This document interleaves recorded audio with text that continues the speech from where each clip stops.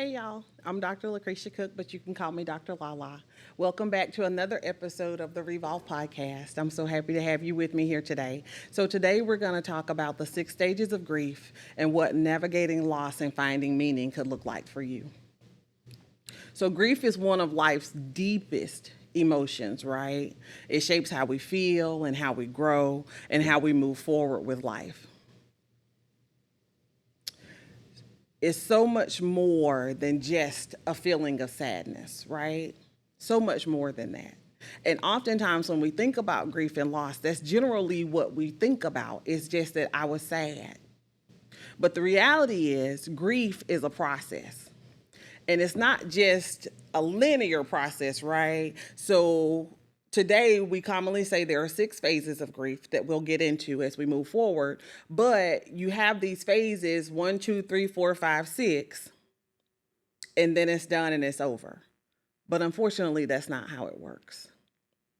Grief is more like a circle than a line, right? And we move in and out of these phases of grief as we go forward every day after we've experienced a loss. Because again, it's not just about being sad. It's an emotional process that goes through different stages and they don't happen in any particular order. You might be going through stage 1 today. Tomorrow you might see stage 6. And then the next day you might see stages 3 and 4, right? And you go in and out of those stages all the time. Every day, it could be something different, right? And it's not just about getting over whatever you're going through. It's about learning how to carry it in a way that allows us to grow and to find meaning in what we've gone through. And that's the big thing now, right? Because we don't want to just experience these things and not gain something from it. Because here's the reality: when we experience loss, we have a choice to make. We can either allow it to make us bitter or we can allow it to make us better. And here's the reality: we have to go through all of these phases to get us to that place to where we can make a choice, right? Because at the end of the day, everything in the life is about choices. We get to choose. And sometimes it's like, well, why does this have to be my choice? Why is this something I'm having to choose? Why is this something that I'm going through? Right? But here's the reality: we're all going through something, right? And a common misconception is that when we think about grieving, most of the time we're only considering that someone died, right? But here's the reality: we don't just grieve people who died. Sometimes we grieve the people who are still here, but for whatever reason, our relationships aren't the same. Sometimes we grieve marriages, right? Sometimes we grieve marriage because maybe there was infidelity and I decided to stay, but now I'm trying to figure out, so what does that look like for me? Because what I thought was my marriage isn't really what it was. It's something different, right? Sometimes it's that we're grieving the thought that we would have 2 babies and a possible, right? When I was trying to get pregnant, that's what I used to tell people when they would say, well, how many kids do you want? And I'd say 2 and a possible, because I wanted a boy and a girl in that order, right? I had my reasons, but I wanted a boy and a girl. I wanted 2. And then if we had 2 boys or 2 girls, I was going to be open to a third, right? And so then you grieve because this was supposed to be easy. Like, we're supposed to be fruitful and multiply, right? We supposed to be able to have babies. This is supposed to be the easiest thing I do in marriage, right? Is make babies. But it wasn't that easy for me, right? Sometimes we grieve life as we thought it was gonna be, right? Maybe you're going through a divorce and this person that you thought you were going to spend the rest of your life with, something happened. And now your forever isn't forever anymore. And so now we're grieving because we're trying to figure out, how am I supposed to live life without this person that I've dreamt spending the rest of my life with, that I planned on raising my babies with, and traveling the world with, and retiring and having grandbabies come play at the pond. So now I'm grieving that, right? And so these are all different types of grief, or all types of loss, but grief is the same. I'll say it that way. Because these are different types of losses, right? But the grief that you feel with it, the emotions that come with it, the anger, the bargaining, all of that, it's the same. And it's the same whether you're grieving child loss or marriage. That grief is the same. Those stages, they're the same. So let's talk about those stages.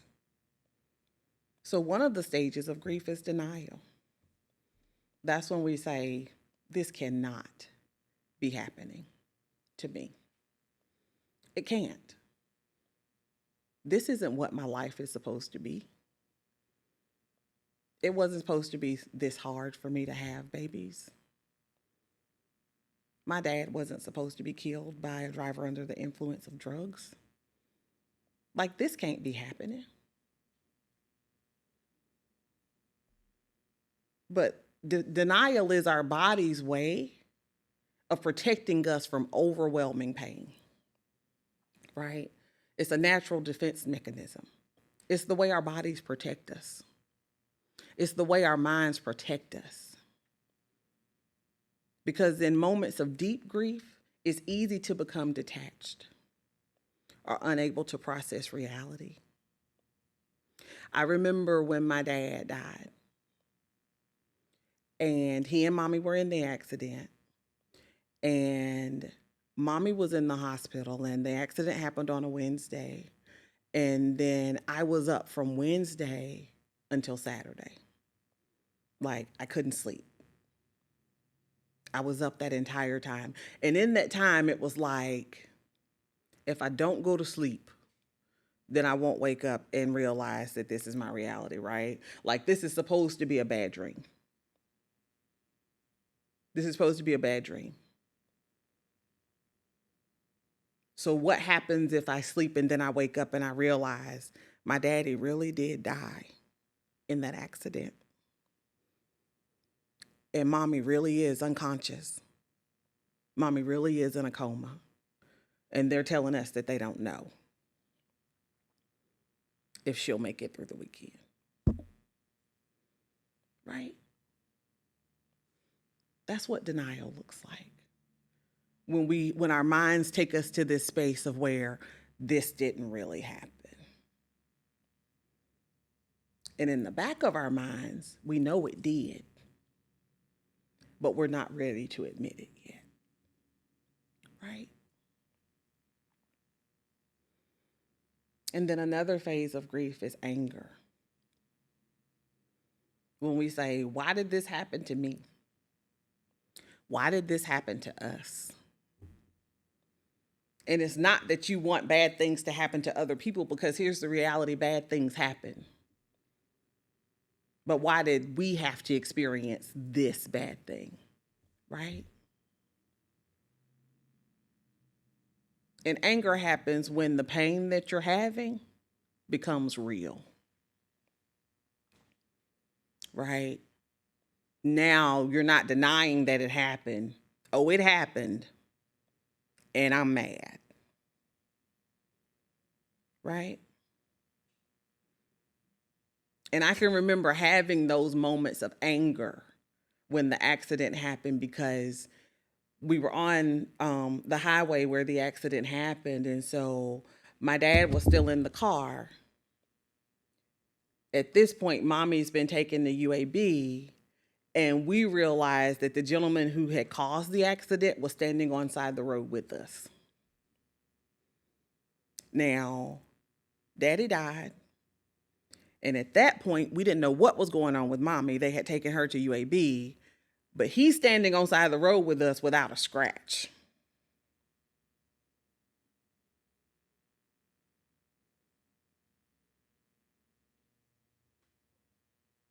Yeah, we were mad. And we said, God, how is it that this man did not have a scratch?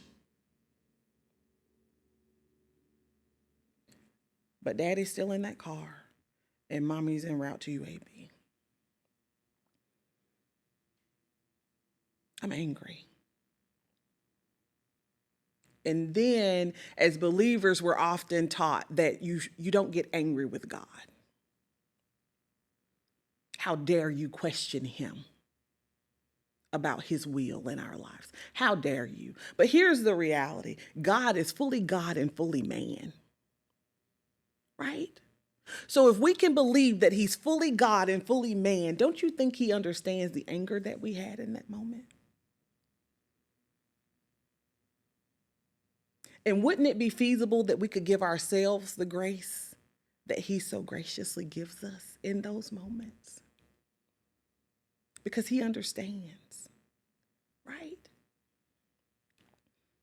He's had the human experience. So he knows what it was like to walk this earth and to experience pain and heartache and disappointment. Not only does he know this as God, he knows this as Jesus. He knows this as the man who died and went to the cross for us. He knows this.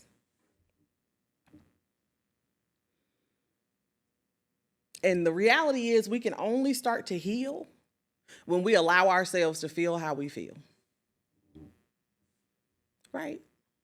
You're allowed to feel how you feel, because suppressing emotion, at some point, whatever you're holding on to on the inside is going to manifest itself in physical symptoms. I say this all the time, right? It's possible to die from a broken heart because your body's under so much stress that you begin to have cardiac problems where you've never had any before. But you have these cardiac issues because your heart hurts so bad. And not because there was a physical injury, but because there was an emotional thing, a mental thing. And because you held on to it, it began to have physical symptoms. Right? So the next stage is bargaining. And those are those moments when we say, if only, what if? Maybe if I had been there, this wouldn't have happened. Right? For me, that moment was the night of the accident. My parents had gone, because my daddy was a pastor, and he was preaching an anniversary service. And they had gone to this service for years. From the time I was in high school into my adulthood, I had moved away and come home. I had been back in Alabama probably 4 or 5 years. And every year I went to this service with them. This particular year I did not. And the reason I missed the service is because I got off work late. And my daughter had something that she needed for school the next day. She was in daycare. So I had to run to Hobby Lobby to get it and then go home. And so by the time I went to Hobby Lobby and came back through, it was already 8:30, 9 o'clock. And so I was like, you know what? I'm just going to go on home. I'll talk to mommy and daddy tomorrow. So then after the accident happens, and I think to myself, what if we had gone to the service like we normally did? Right? Because I kept thinking to myself, if we had gone to the service like we normally did, maybe my parents wouldn't have left when they left. And so then maybe that truck would have already gone through and they wouldn't have been hit. Right? Because one thing my parents was going to do, They were going to see those grandbabies if they had an opportunity to. So if I had come to church with my daughter, they would have spent 5 or 10 minutes after service visiting with her before they left to go home. And so maybe if we had been there, maybe they wouldn't have been in that place at that time when that gentleman jackknifed his truck. Right? So that's what bargaining looks like. It's those moments when we're trying to rewrite the past or reimagine what could have happened to prevent the loss. Bargaining is often filled with guilt or regret. And for me, it was filled with regret because, again, I kept thinking, maybe, just maybe, and we'll never know, right? But maybe, just maybe, if we had been there, the accident wouldn't have happened. And it's in this season where I had to realize that I had to surrender those feelings and remember that I could trust in the Lord and to learn not to lean into my own understanding and to realize that even when life feels most unfair, that God has a purpose and a plan for all things. And we might not know what those are when it happens, but He has a purpose and a plan. The next stage is depression. And that's that period where we say, I don't know what I'm going to do now. What am I supposed to do now? And it's more than just we're sad, right? Because we all know what sadness is like. Sadness is me going to the store because I wanted strawberry ice cream and they didn't have any. You know, we get sad about things. But depression is something deep. Oftentimes we feel it in our bones. And it comes with the reality of recognizing that we've lost something important to us. Someone special to us. It can be isolating and exhausting and all-consuming and overwhelming. A lot of times when we're grieving, we're not just sad. We lose our joy, our motivation, and sometimes hope. Because it's like, what am I supposed to do now? How am I supposed to live this life when life as I knew it is no more? Life changed in the blink of an eye. Everything I thought I knew about life, everything I thought I knew about myself, it's different now. How do I do that? And yes, I believe. But God, I'm hurting. I don't even know where to start. So what do I do besides reading my Bible? What do I do besides going to church? What do I do besides going to Bible study? This is a good place to be in therapy, right? Because our belief gives us hope and offers us comfort, but therapists give us practical ways to process the feelings that we're having, right? Journaling, things like that. Reflections, writing prompts to help us navigate what we've been through, what we're going through, and now how do I dig myself out of this hole? How do I do that? The next stage is acceptance. This is where we get to that place where we say, okay, mommy and daddy really aren't coming back.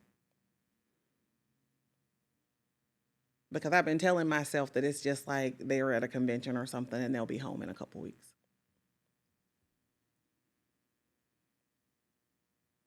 And yes, I know this is magical thinking. This is, this is not real.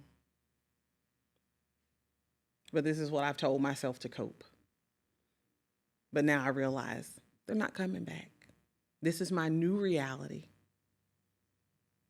And here's the thing, accepting that they're no longer here isn't about me forgetting them, but it's learning how to carry this grief of them not being here anymore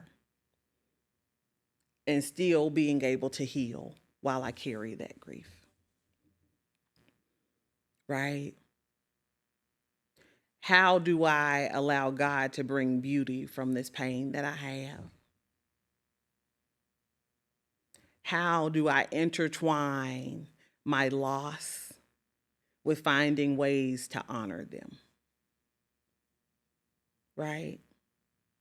And remembering scriptures like Romans 8:28, that God works all things for our good. All of them. Even the things that hurt.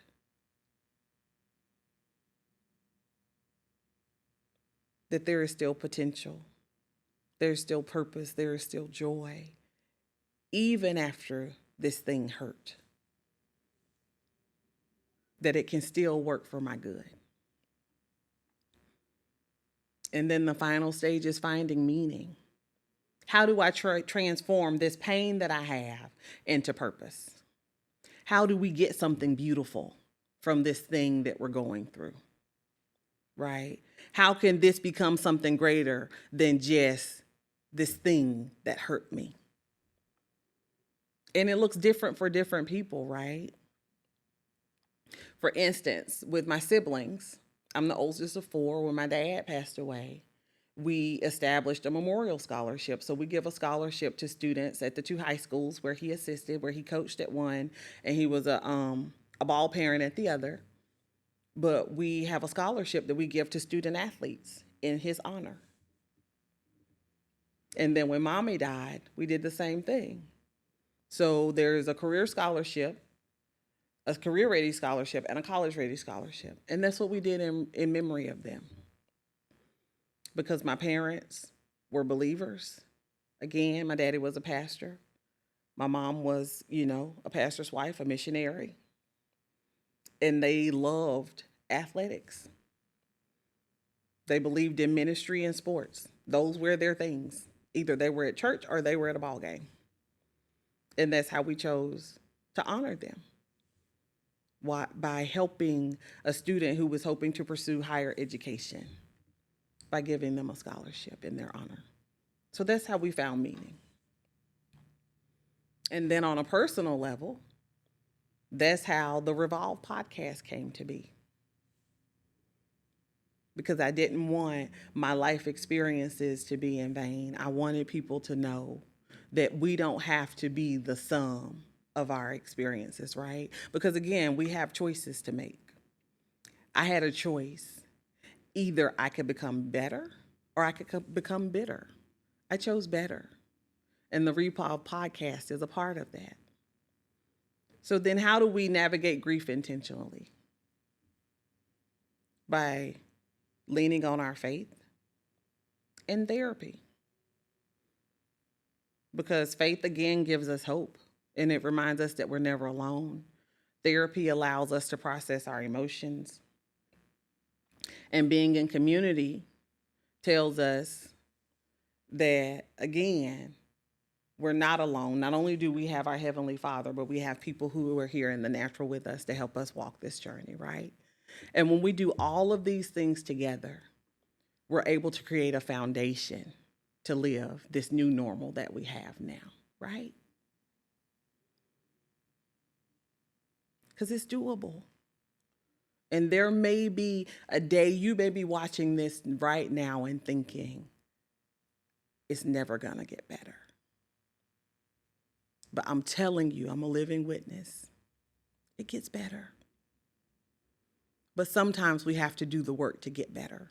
We have to pursue healing. We have to pursue wholeness, right? Because again, grief is a journey.